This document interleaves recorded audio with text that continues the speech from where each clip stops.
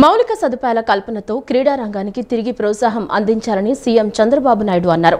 గత ప్రభుత్వంలో నిలిచిపోయిన 35 క్రీడా వికాస కేంద్రాల పూర్తికి 23 కోట్లు మంజూరు చేస్తున్నట్లు తెలిపారు. ఎన్ఆర్ఐలు, పారిశ్రామికవేత్తలు క్రీడా ప్రాంగణాల నిర్మాణానికి ముందుకు వస్తే వారి పేర్లు పెట్టుకునే అవకాశం కల్పించాలని సూచించారు. మౌలిక సదుపాయాల కల్పనతో క్రీడా రంగానికి తిరిగి ప్రోత్సాహం అందించాలని సీఎం చంద్రబాబు నాయుడు అన్నారు.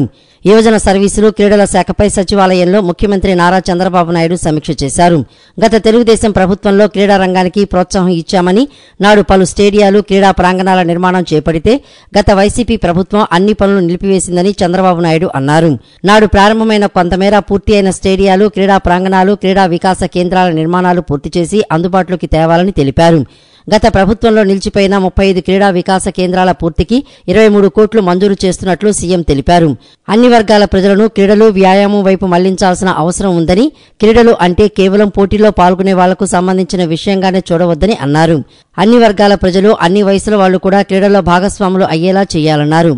గతంలో గ్రామాల్లో కబడ్డీ, వాలీబాల్ వంటి ఆటలు ఆడేవారని, ఇప్పుడు టీవీలు, ఇతర మాధ్యమాల కారణంగా ఆ సంస్కృతి పోయిందని సీఎం తెలిపారు.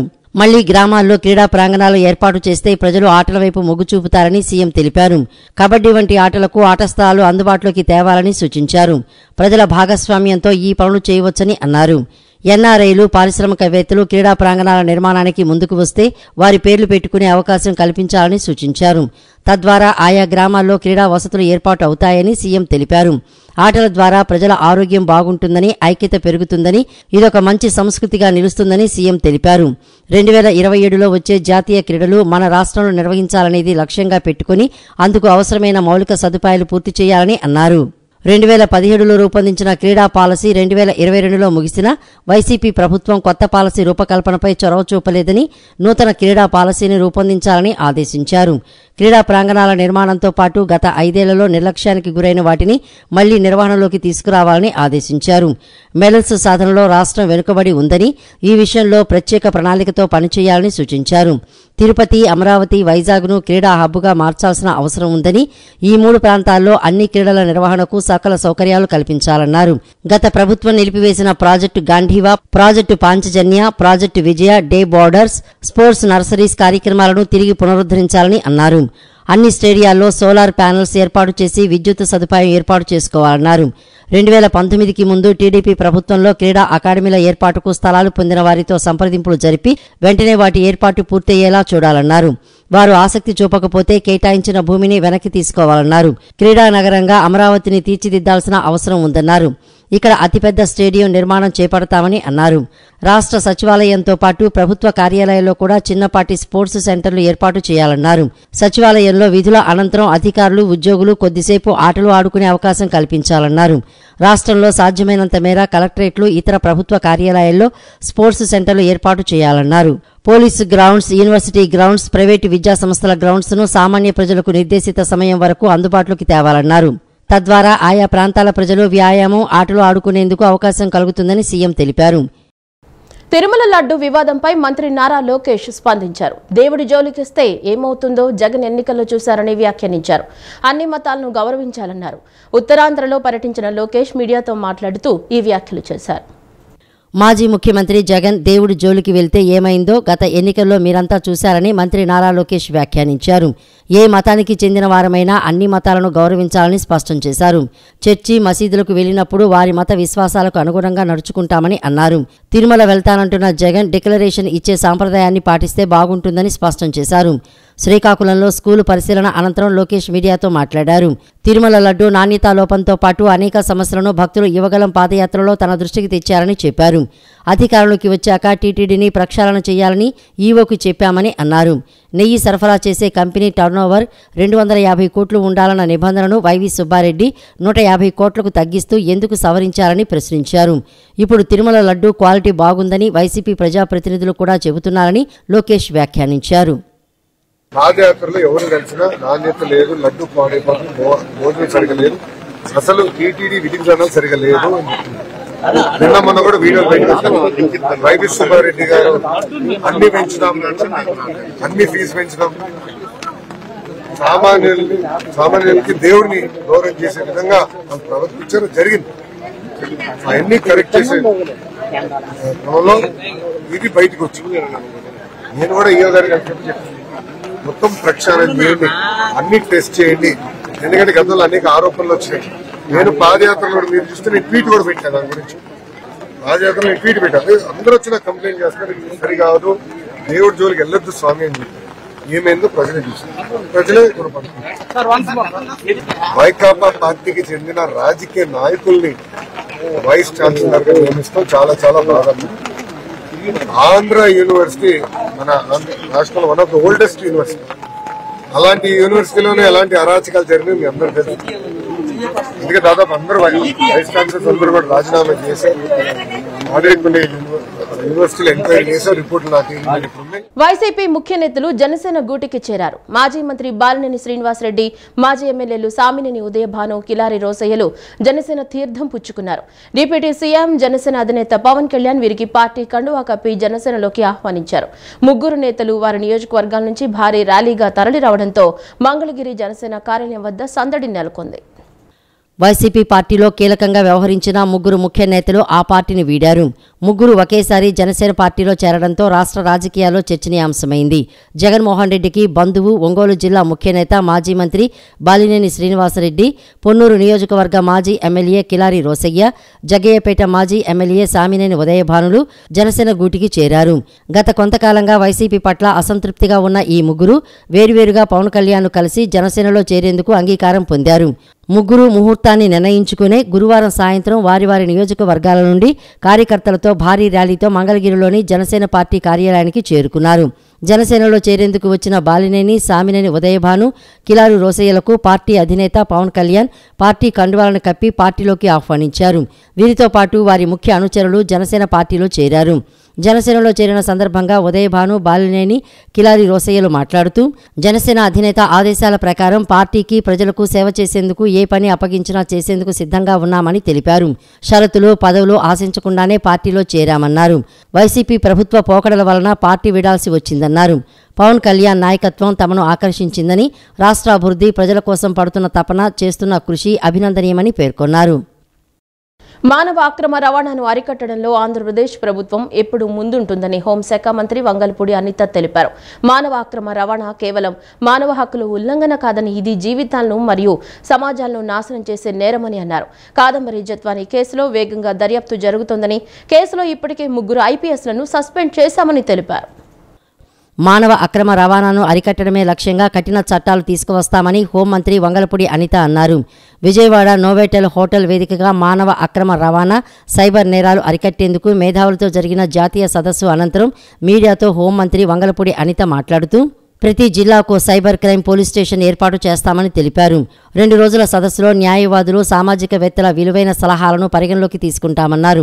చిన్నారులు, మహిళల రక్షణే తమ మొదటి ప్రాధాన్యతని పేర్కొన్నారు. టెక్నాలజీ శిక్షణ కలిగిన వారిని నియమించి హ్యూమన్ ట్రాఫికింగ్ పై ఉక్కుపాదం మోపుతామని అన్నారు. ఆకర్షించే సందేశాలతో వలేసి అమాయకుల డబ్బు కాజేస్తున్నారని అన్నారు. కాదంబరి జత్వాని కేసులో వేగంగా దర్యాప్తు జరుగుతోందని, ముంబై నటి కేసులో ఇప్పటికే 3 IPSలను సస్పెండ్ చేశామని తెలిపారు. కేసులో తప్పు చేసిన ఎవరినీ వదిలే ప్రసక్తే లేదని, కేసులో కొంతమంది పోలీసులను విచారిస్తున్నామని అన్నారు. విచారణ తర్వాత కొంతమంది పోలీసులపై చర్యలు ఉంటాయని తెలిపారు. కేసును సీఎం చంద్రబాబు చాలా సీరియస్గా తీసుకున్నారని, కుక్కల విద్యాసాగర్ను అరెస్ట్ చేశామని వెల్లడించారు. మహిళల ఫోటోలను మార్ఫింగ్ చేసి డబ్బులు వసూలు చేసే మాఫియాల పని పడతామని అన్నారు. ప్రజలు, మహిళల అవగాహన కోసం ప్రభుత్వం సదస్సులు నిర్వహిస్తుందని, సైబర్ హ్యూమన్ ట్రాఫికింగ్పై చర్చ జరగాలని అన్నారు. అంటే ఈరోజు చైల్డ్ అబ్యూజింగ్స్ అనేవి ఎంత దారుణంగా ఉన్నాయంటే, చిన్న పిల్లల మీద కూడా అత్యాచారాలు జరిగే పరిస్థితి. ఇంతకుముందు ఒక ఏజ్ వచ్చిన తర్వాత ఆడపిల్లని కాపాడుకోవడం అన్నది అప్పుడు ఒక పరిస్థితిలో ఉంటే, ఈరోజు పుట్టిన ఆడబిడ్డలని కూడా కాపాడుకునే పరిస్థితికి వస్తుంది. ఎంత దారుణమైన సిచ్యువేషన్స్ ఈ రోజుల్లోని టెక్నాలజీ పెరుగుతున్నా కూడా మనం ఫేస్ చేస్తున్నామంటే, తండ్రికి కూతురికి మధ్య సంబంధం కూడా కొన్ని ఇన్సిడెంట్స్ వల్ల తండ్రి కూడా తన కూతురుని హక్కును చేర్చుకోవాలి, దగ్గరికి తీసుకోవాలంటే భయపడే పరిస్థితులు వచ్చేసినాయి. సో ఇటువంటి సిచ్యువేషన్ నుంచి ఆడపిల్లల్ని రక్షించుకోవాలి, ఆడపిల్లల్ని బాధ్యతగా చూసుకోవాలి, ఆడపిల్లల్ని రక్షణ కల్పించాలి అని ఒకే ఉద్దేశంతో గౌరవ చంద్రబాబు నాయుడు గారు తీసుకున్న ఏ ఇనిషియేషన్కైనా మేమందరం కూడా రెడీగా ఉన్నాం. ఆయన తీసుకున్న నిర్ణయాలకి at the same time sir కూడా ప్రతి సందర్భంలోని కూడా మనందరికీ చెప్తూనే ఉంటారు, ఎట్టి పరిస్థితుల్లోని ఈ అబ్యూసింగ్స్ అనేది కానీ ఉమెన్ ట్రాఫికింగ్ విషయంలోని కానీ ఎక్కడ టాలరేట్ చేసే పరిస్థితి లేదు. దానికి సపరేట్గా ఈ సైబర్ క్రైమ్ నుంచి వచ్చే సిచ్యువేషన్స్ కూడా అరికట్టడానికి మొన్ననే మేమందరం కూడా నిర్ణయం తీసుకున్నాం. ఇప్పటి వరకు ఒక 2 చోట్ల మాత్రమే సైబర్ పోలీస్ స్టేషన్స్ ఉన్నాయి. బట్ ఇప్పుడు ప్రతి జిల్లా హెడ్ క్వార్టర్స్లోని కూడా సైబర్ పోలీస్ స్టేషన్స్ ఏర్పాటు చేయడం, వాటిలోని కూడా టెక్నాలజీని యూజ్ చేసుకొని దానికి తగ్గ ట్రైనింగ్ ఇచ్చి ఆ ట్రైన్డ్ పర్సన్స్ని, ఆ ట్రైన్డ్ పోలీసుని అక్కడ అపాయింట్ చేసి సైబర్ క్రైమ్స్ కూడా అరికట్టే పరిస్థితి ఈరోజు కనిపిస్తూ ఉంది.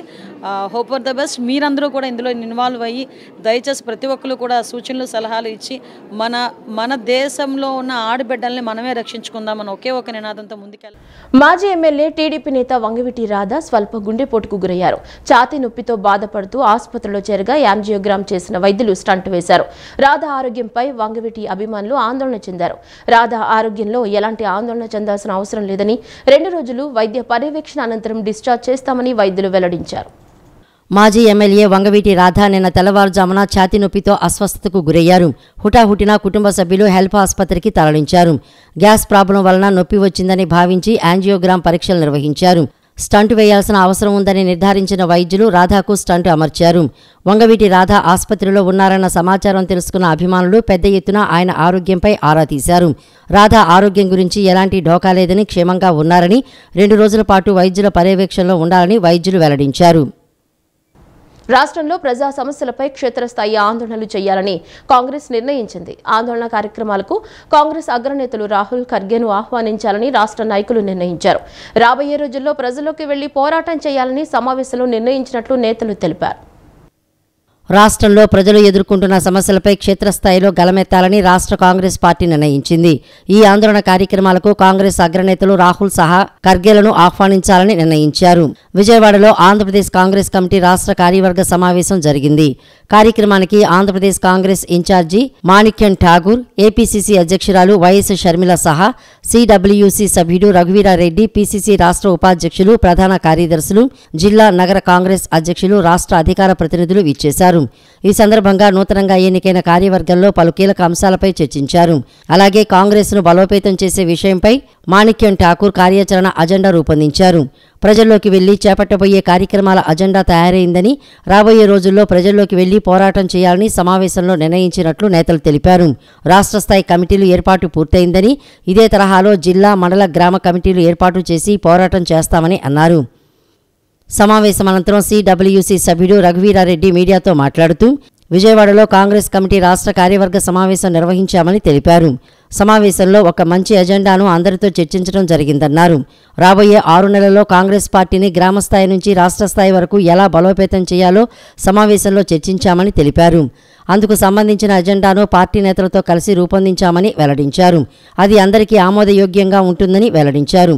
ప్రస్తుతం నూతనంగా ఎంపికైన కాంగ్రెస్ కమిటీ రాష్ట్ర కార్యవర్గంలో యువకులే ఎక్కువగా ఉన్నారని పేర్కొన్నారు. కమ్యూనిస్టులు తప్పనిస్తే ఈ రాష్ట్రంలో బీజేపీ ఎంత దూరమో, జగన్ పార్టీ ఎంత దూరమో, తెలుగుదేశం ఎంత దూరమో, పవన్ పార్టీ కూడా అంతే దూరం. మాకు దగ్గర ఎవరంటే ప్రజలే మాకు దగ్గర. మా అధ్యక్షురాలు చాలా చురుగ్గా పనిచేస్తా ఉన్నారు.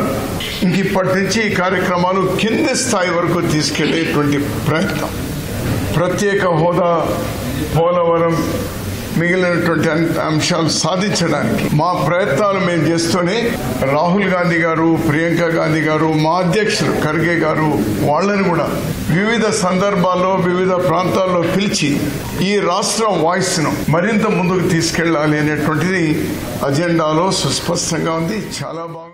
రాష్ట్రంలో అమలు జరుగుతున్న వివిధ కేంద్ర ప్రాయోజిత పథకాలపై ప్రభుత్వ ప్రధాన కార్యదర్శి నీరబ్ కుమార్ ప్రసాద్ సంబంధిత శాఖల అధికారులతో సమీక్షించారు. 2023-24లో వివిధ కేంద్ర ప్రాయోజిత పథకాల కింద 13,366 కోట్ల రూపాయలను, 2024-25లో ఇప్పటి వరకు 7,899 కోట్ల రూపాయలను ఖర్చు చేయడం జరిగిందన్నారు. రాష్ట్రంలో అమలు జరుగుతున్న వివిధ కేంద్ర ప్రాయోజిత పథకాలపై గురువారం రాష్ట్ర సచివాలయంలో ప్రభుత్వ ప్రధాన కార్యదర్శి నీరబ్ కుమార్ ప్రసాద్ సంబంధిత శాఖల అధికారులతో సమీక్షించారు. పంచాయతీరాజ్ మరియు గ్రామీణాభివృద్ధి, హోం, నైపుణ్య అభివృద్ధి, సాంఘిక, బీసీ, గిరిజన, మహిళా, శిశు సంక్షేమం, విభిన్న ప్రతిభావంతుల శాఖలతో పాటు గృహ నిర్మాణ, వ్యవసాయ, వైద్య, ఆరోగ్య, మత్స్య శాఖలకు సంబంధించి కేంద్ర రాష్ట్ర ప్రభుత్వాల సహకారంతో అమలు జరుగుతున్న వివిధ కేంద్ర ప్రాయోజిత పథకాల అమలు తీరును, ఆయా పథకాల ప్రగతిని సీఎస్ సమీక్షించారు. ముందుగా పంచాయతీరాజ్ మరియు గ్రామీణాభివృద్ధి శాఖకు సంబంధించిన వివిధ కేంద్ర ప్రాయోజిక పథకాలపై సీఎస్ సమీక్షించగా ఆ శాఖ ముఖ్య కార్యదర్శి శశిభూషణ్ కుమార్ మాట్లాడుతూ పీఆర్&ఆర్డీ శాఖలో మొత్తం 22 కేంద్ర ప్రాయోజిత పథకాలను అమలు చేయడం జరుగుతోందని వివరించారు.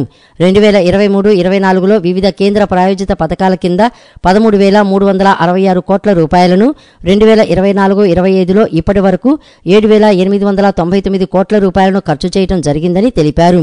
2024-25 సంవత్సరానికి గాను కేంద్ర ప్రభుత్వం వివిధ ప్రాయోజిత పథకాల అమలుకు కేంద్ర ప్రభుత్వ వాటాగా 8,340 కోట్ల రూపాయలను విడుదల చేసిందని చెప్పారు. పంచాయతీరాజ్ మరియు గ్రామీణాభివృద్ధి శాఖలో వివిధ కేంద్ర ప్రాయోజిత పథకాలు విజయవంతంగా అమలు జరుగుతున్నట్లు శశిభూషణ్ కుమార్ సీఎస్కు వివరించారు. అనంతరం నైపుణ్య శిక్షణ విభాగానికి సంబంధించిన కార్యక్రమాలపై సీఎస్ నీరబ్ కుమార్ ప్రసాద్ సమీక్షిస్తూ 2023-24, 24-25లో ఇప్పటి వరకు నిర్వహించిన నైపుణ్య శిక్షణ కార్యక్రమాలు, అందుకు కేంద్ర ప్రభుత్వం వాటా, అలాగే రాష్ట్ర ప్రభుత్వం వాటాగా కేటాయించిన నిధులు, ఖర్చు చేసిన నిధులపై చర్చించారు.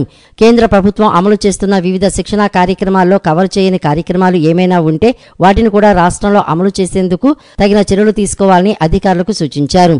ముఖ్యంగా నైపుణ్య శిక్షణ విభాగం ద్వారా యువతకు ఉపాధి అవకాశాలు కల్పించే అవుట్కమ్ బేస్డ్ మెరుగైన శిక్షణా కార్యక్రమాలను నిర్వహించాలని చెప్పారు. ఇప్పటి వరకు నిర్వహించిన శిక్షణా కార్యక్రమాలకు సంబంధించి సవివరమైన నివేదికను సమర్పించాలని సీఎస్ ఆదేశించారు. తదుపరి హోంశాఖకు సంబంధించిన కేంద్ర ప్రాయోజిత పథకాలను సీఎస్ నీరబ్ కుమార్ ప్రసాద్ సమీక్షించగా హోంశాఖ ప్రత్యేక కార్యదర్శి విజయ్ కుమార్ హోంశాఖకు సంబంధించి పోలీసు బలగాల ఆధునీకరణ వంటి 3 కేంద్ర ప్రాయోజిత పథకాలు అమలు జరుగుతున్నాయని తెలిపారు. రాష్ట్రంలోని అన్ని సీసీ కెమెరాలను రాష్ట్ర సచివాలయంలోనే రియల్ టైం గవర్నెన్స్ వ్యవస్థతో అనుసంధానించాలని సీఎస్ చెప్పారు. దసరా మహోత్సవంలో సందర్భంగా భక్తుల రద్దీ సందర్భంగా ముందస్తుగా ఆలయ ఈవో కేఎస్ రామారావు ఆలయ ఇంజనీరింగ్ అధికారులతో కలిసి రాక్ మిటిగేషన్ పనులను పరిశీలించారు. ఇటీవల కురిసిన భారీ వర్షాల నేపథ్యంలో కొండ చర్యలు విరిగిపడిన విషయం తెలిసిందే. కాగా కొండ చర్యలు పరిస్థితిని పరిశీలించి రాక్ మిటిగేషన్ నిపుణులు కొండలరావు బృందం అధికారులకు పలు సూచనలు చేశారు. కొండ దొర్లి పడకుండా పకడ్బందీగా పనులు చేయాలని ఈవో ఆదేశించారు. జగన్ రెడ్డి పాలన అంత అవినీతిమయమేనని RTC chairman, TDP Machilipatnam parliament అధ్యక్షులు కొనకళ్ల నారాయణ అన్నారు. వైసీపీ నాయకులు రాష్ట్ర ప్రతిష్టను దిగజార్చడమే కాకుండా పరమ పవిత్రమైన తిరుమలను కూడా తమ అవినీతికి అడ్డాగా మార్చి తిరుమల ప్రతిష్టను దిగజార్చారని మండిపడ్డారు. మంగళగిరిలోని టీడీపీ కేంద్ర కార్యాలయంలో ఏర్పాటు చేసిన విలేకరుల సమావేశంలో కొనకళ్ల నారాయణ మాట్లాడుతూ వైసీపీ నాయకులు రాష్ట్ర ప్రతిష్టను దిగజార్చడమే కాకుండా పరమ పవిత్రమైన తిరుమలను కూడా తమ అవినీతికి అడ్డాగా మార్చి తిరుమల ప్రతిష్టను దిగజార్చారని చెప్పారు. ఏటీఎం కార్డులాగా తిరుమల దేవస్థానాన్ని వాడుకొని దాని మీద కూడా డబ్బులు సంపాదించాలనే నీచపు ఆలోచనలు చేశారని తెలిపారు. ఎంతో పవిత్రమైన, ఎంతో రుచికరమైన స్వామివారి లడ్డూ ప్రసాదాన్ని కూడా కల్తీ చేసి లడ్డూ ప్రతిష్టను కూడా దిగజార్చారని పేర్కొన్నారు. కూటమి ప్రభుత్వం అధికారంలోకి వచ్చాక లడ్డూ నాణ్యత మెరుగుపరిచి తిరిగి పూర్వపు రుచి, వైభవం తెచ్చిన ఘనత ముఖ్యమంత్రి చంద్రబాబుదే అని తెలిపారు. ప్రతి దానిలోనూ ముడుపులకు అలవాటు పడిన జగన్ రెడ్డి అండ్ కో శ్రీవారి లడ్డూకి ఉపయోగించే నెయ్యిలో కూడా కక్కుర్తిపడి తన అస్మదీయులకు కాంట్రాక్టు కట్టబెట్టేందుకు రివర్స్ టెండరింగ్ పేరుతో 48 కోట్ల రూపాయలు తక్కువకు నాణ్యత లేని నెయ్యికి టెండర్లు ఖరారు చేశారని తెలిపారు. ముఖ్యమంత్రిగా చంద్రబాబు అధికారంలోకి వచ్చాక తిరుమలకు తిరిగి పూర్వ వైభవం తెచ్చేందుకు అహర్నిశలు కష్టపడుతున్నారని పేర్కొన్నారు. వైఎస్ఆర్ ప్రభుత్వం హయాంలో టెండర్లు పిలవడం జరిగింది. తనకు కావాల్సిన వాళ్ళకి కట్టబెట్టడం కోసం రివర్స్ టెండరింగ్ పేరుతో 48 కోట్ల రూపాయలు రేటు తగ్గించి తనకు కావాల్సిన సంస్థకు కట్టబెట్టడం జరిగింది. ప్రతి దాంట్లో కూడా ముడుపులకు అలవాటు పడి తిరుమల తిరుపతి దేవస్థానం యొక్క పవిత్రతని, ప్రతిష్టని కూడా దెబ్బతీసి ఇవాళ రోజున చంద్రబాబు నాయుడు గారు వచ్చిన తర్వాత తిరుపతికి పూర్వ వైభవం, ఆ ప్రసాదానికి, ప్రతిష్టకి చంద్రబాబు నాయుడు గారు అహర్నిశలు కష్టపడి అక్కడ ఉన్న క్వాలిటీలో ఎన్ని దోషాలు ఉన్నాయనేది ఒక టెక్నికల్ ల్యాబ్కి పంపించి ఆ ల్యాబ్ టెస్టుల ద్వారా వాళ్ళు వాడే నెయ్యి, వాళ్ళు ఆర్డర్ ఇచ్చి తెప్పించే నెయ్యి ఎంత అద్దానం అంటే దాంట్లో పశువులు కొవ్వు కూడా దాంట్లో వాడారని చెప్పి టెస్ట్ రిపోర్ట్లో వచ్చింది. ఇవాళ వైఎస్ఆర్ పార్టీ నాయకులు దెయ్యాలు వేదాల వల్ల వచ్చినట్టుగా బూతుల మంత్రి కొడాల నాని, పేరు నాని ఇద్దరు కూడా ప్రెస్ మీట్ పెట్టి మాట్లాడుతూ ఉన్నారు. ప్రజలు చీకొట్టినా కూడా మీకు బుద్ధి రాలా, ఘోరమైన పరాభం జరిగినా కూడా మీకు మళ్ళీ సిగ్గు లేకుండా మీరు మీడియా ముందుకు వస్తూ ఉన్నారు. మీరు చేసిన దుష్ప్రవర్తన వల్ల రాష్ట్ర వ్యాప్తంగా ప్రజలంతా కూడా తిరగబడి ఈ రాష్ట్రాన్ని మీ నుంచి కాపాడి కూటమి ప్రభుత్వానికి పట్టం కట్టిపెట్టారు. ఏ మొహం పెట్టుకుని మళ్ళీ మీరు మీడియా ముందు వచ్చి మాట్లాడుతున్నారు. చంద్రబాబు నాయుడు గారు దీని మీద వెంటనే విజిలెన్స్ విచారణ జరపాలని ఒక సిట్టుని నియమించి సిట్టు ద్వారా విచారణ జరుపుతుంటే చలి జ్వరంతో భయం పట్టుకుని మీరు చేసిన పాపాలన్నీ బయటకు వస్తాయని చెప్పి ఇవాళ మాకు సిట్టు వద్దు, సుప్రీంకోర్టుకు వెళ్ళి గ్యాగ్ పిటిషన్ పడేశారు. అంటే దీని గురించి ఎవరు ఏం మాట్లాడతాక వీల్లేదంట. ఎవరు మాట్లాడకుండా నీ పాపాలు ఎలా బయటకు వస్తాయి? తప్పు జరిగింది కాబట్టి మాట్లాడుతున్నాం.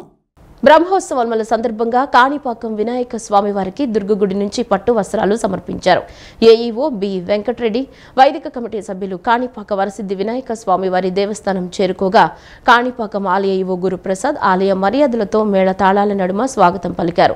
అనంతరం వీరు వినాయక స్వామిని దర్శించుకుని స్వామివారికి పట్టు వస్త్రాలు సమర్పించారు.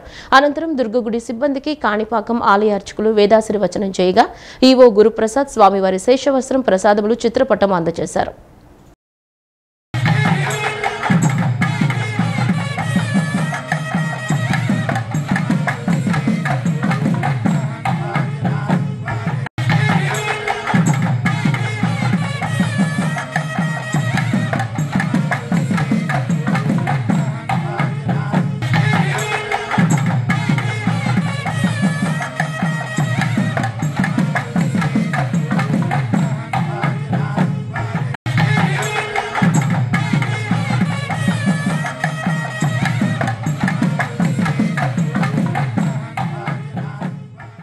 ప్రజా సంక్షేమానికి కూటమి ప్రభుత్వం కట్టుబడి ఉందని గన్నవరం నియోజకవర్గం ఎమ్మెల్యే యార్లగడ్డ వెంకట్రావు అన్నారు. వరదల కారణంగా నష్టపోయిన ప్రతి ఒక్కరిని ప్రభుత్వం ఆదుకుందని చెప్పారు. ప్రజల సమస్యలు తీర్చేందుకే తాను రాజకీయాల్లోకి వచ్చానని స్పష్టం చేశారు. కూటమి ప్రభుత్వం ప్రజా సంక్షేమానికి కట్టుబడి ఉందని గన్నవరం నియోజకవర్గం ఎమ్మెల్యే యార్లగడ్డ వెంకట్రావు అన్నారు. గురువారం విజయవాడ రూరల్ గ్రామాలు అయిన పాతపాడు, నయనవరం, అంబాపురం గ్రామాల్లో నిర్వహించిన ఇది మంచి ప్రభుత్వం కార్యక్రమంలో ఆయన పాల్గొన్నారు. ప్రజల నుంచి ఆర్జీలను స్వీకరించారు. ఆయన దృష్టికి వచ్చిన సమస్యలను తక్షణమే పరిష్కరించాలని అధికారులను ఆదేశించారు. నేరుగా ప్రజల వద్దకు వెళ్లి 100 రోజుల్లో ప్రభుత్వం చేసిన సంక్షేమం, అభివృద్ధి కార్యక్రమాలను వివరించారు. ఈ సందర్భంగా ఎమ్మెల్యే యార్లగడ్డ వెంకట్రావు మాట్లాడుతూ ఇది మాటల ప్రభుత్వం కాదని చేతల ప్రభుత్వమని అన్నారు. వరదల కారణంగా నష్టపోయిన ప్రతి ఒక్కరిని ప్రభుత్వం ఆదుకుందని చెప్పారు. ప్రజల సమస్యలు తీర్చేందుకే తాను రాజకీయాల్లోకి వచ్చానని స్పష్టం చేశారు. వరదలతో తాను కూడా ముఖ్యమంత్రితో కలిసి రోజుకి 18 గంటలు పనిచేశానని గుర్తు చేశారు. అధికారులు బదిలీలు పూర్తి అయిన వెంటనే విజయవాడ రూరల్లో ఒక గ్రామ సభ నిర్వహించి సమస్యలు పరిష్కారం చేస్తా అని హామీ ఇచ్చారు. నేను ప్రభుత్వంలో శాసనసభ్యుడు, ప్రభుత్వంలో భాగమైనా కూడా నేను మీడియాతో మాట్లాడాను. వాటర్ ఉంది, హృదయ విదారకమైన పరిస్థితులు ఉన్నాయి. ఈ డాబాల మీద ఉండిపోయిన జనం వాళ్ళేమో రెస్క్యూ చేయమని అడుగుతున్నారు. బోట్లు ఏమో లేవు. ఎన్డీఆర్ఎఫ్ మన కాన్స్టిట్యూన్సీలో ఉంది, ఇక్కడ కొండపౌరూరులో ఉంది. వాళ్ళ దగ్గర కూడా బోట్లు లేవు. కానీ బోట్లు లేకపోతే ఈయన కాపాడే పరిస్థితి కూడా లేదని ముఖ్యమంత్రి గారి సెక్రటరీ కూడా చెప్పాను. నేను ముఖ్యమంత్రి గారి పిఎస్ కూడా పంపించాను. తర్వాత ముఖ్యమంత్రి గారు డిజాస్టర్ మేనేజ్మెంట్ టీంతో మంగళగిరిలో సమావేశం అయిపోయినాక సింగనగర్ ఆయన వచ్చారు. అప్పటి వరకు నేను అక్కడే ఉన్నాను. ఇక మేము చేతులు ఎత్తేసాం. అంటే మేము వెళ్లే పరిస్థితి కూడా లేదు. ఇక 3:30కి 3 గంటల టైంకి ఇక మనం వచ్చే పరిస్థితి లేదు. ఎక్కడెళ్ళి అక్కడ ఉండమే తప్ప. ఆ టైంలో ముఖ్యమంత్రి గారు 5ంటికి వచ్చి ముఖ్యమంత్రి గారు అధికారులు వారిస్తున్నా, మీరు దిగొద్దు, ఈ బోట్లో సేఫ్టీ కాదని చెప్పినా ఆయన బోట్ ఎక్కారు, కలెక్టర్ ఎక్కారు, అందరూ ఎక్కారు, ఆఫీసర్లు. వాళ్ళందరూ వచ్చి చూసేలా ముఖ్యమంత్రి గారు బాలకృష్ణ గారి ప్రోగ్రామ్ ఉన్నారు, బాలయ్య బాబుది 50 years సిల్వర్ జూబ్లీ హైదరాబాద్ ఉంటే అది మానుకుని సెక్రటరేట్ ని వెళ్లకుండా కలెక్టరేట్ లోనే కూర్చుని కలెక్టరేట్ లో ఆ రోజు రాత్రి 4 గంటల 20 నిమిషాల వరకు రివ్యూ పెట్టారు. ప్రతి గంటకి మాట్లాడారు. అమిత్ షా గారితో మాట్లాడి ఎయిర్ లిఫ్ట్ చేశారు బోట్లని. పంజాబ్ నుంచి, అగర్తలా నుంచి, ఇలా 2-3 ప్లేసుల నుంచి ఎయిర్ డ్రాప్ చేశారు. గన్నవరం ఎయిర్పోర్ట్ డైరెక్టర్ ఫోన్ చేసి చెప్పాడు నాకు, ఆల్రెడీ ఎయిర్ డ్రాప్ చేశారంటే బోట్లు ఇప్పుడు వచ్చినాయని. అది పరిస్థితి ఆ రోజు. పవిత్రమైన తిరుమల తిరుపతి దేవస్థానాన్ని వైసీపీ ప్రభుత్వం అపవిత్రం చేసిందని కడప ఎమ్మెల్యే మాధవిరెడ్డి ఆరోపించారు.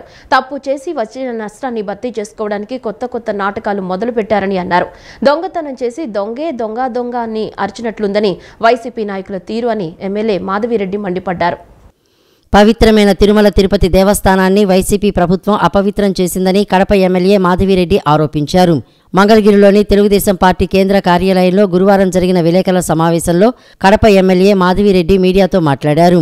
తిరుపతి ప్రసాదం లడ్డూను కూడా అపవిత్రం చేశారని ఆగ్రహం వ్యక్తం చేశారు. తప్పు చేసి వచ్చిన నష్టాన్ని భర్తీ చేసుకోవడానికి కొత్త నాటకాలు మొదలుపెట్టారని అన్నారు. లడ్డూలు తయారు చేసే నెయ్యిలో కల్తీ జరిగిన మాట అక్షరాల వాస్తవమని, దీనివల్ల ఎంతో మంది మనోభావాలు దెబ్బతిన్నాయని అన్నారు. తిరుపతి లడ్డూలో నాణ్యత లేదని గతంలో తాము ఫిర్యాదు చేశామని, కమిషన్లకు కక్కుర్తిపడి దురాఘాతాలకు పాల్పడ్డారని కడప ఎమ్మెల్యే మాధవిరెడ్డి ఆరోపించారు. జూలై నెలలో దర్శనానికి వెళ్లినప్పుడే తాము తిరుమల తిరుపతి దేవస్థానం వారికి లడ్డూ నాణ్యత లేదని తెలియజేశామని ఎమ్మెల్యే మాధవిరెడ్డి వెల్లడించారు. సంబంధిత అధికారులకు విజ్ఞప్తి చేసినట్లు తెలిపారు.